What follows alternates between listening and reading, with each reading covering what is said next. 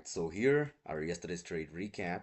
So we officially taken a 2K one-step challenge and we are tracking how exactly our daily P&L going there. The daily had a fair value gap there. This was the trading day yesterday. The daily had a fair value gap and price closed about this, and this is the daily high, the daily low. So here we also do have a weekly fair value gap. So price may react off of that fair value gap. So moving on to 4R, we haven't made any reasonable liquidity sweep and shift. So 4R, it all seems like this is a drawn liquidity all over. But yeah, we do have a daily fair value gap here. Price may also react off of it. So switching to 1R and checking the recent most price action there. Yeah. So here 1R haven't made any well-structured shift. Here it has made, but this is a post-market scenario. We were not in the game by this candle close there. Well, so 1R was consolidating. This was not a liquidity sweep. If you think that's a liquidity sweep, you're gone.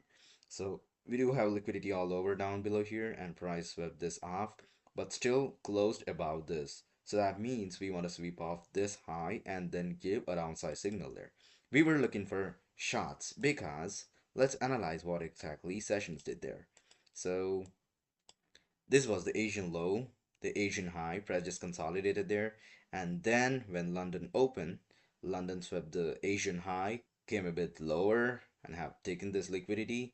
And by the time our 7 a.m. New York Kill Zone swept the London high, because this is 8:30 macro and this is a 9:30 macro. We'll be looking for trades around this time itself. The 8:20 candle swept the liquidity and 8:25 candle confirmed a structure shift there. And then we were looking to short, and this was for our entry confluence here.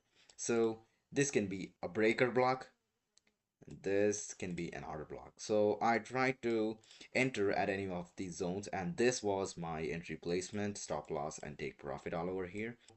We were looking for price to get into this zone, but price just came lower without us in there. And if we had executed somewhere in the middle of here, like we do have a rally gap here, like if we had entered any of these zones, we would have stopped out. And here we also have all this liquidity, so price must and should come and sweep out this high and then go low. We called it a day.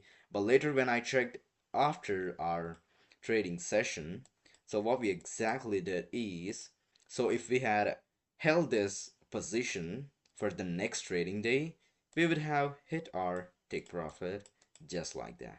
So sometimes it's not about the setup, it's about the time.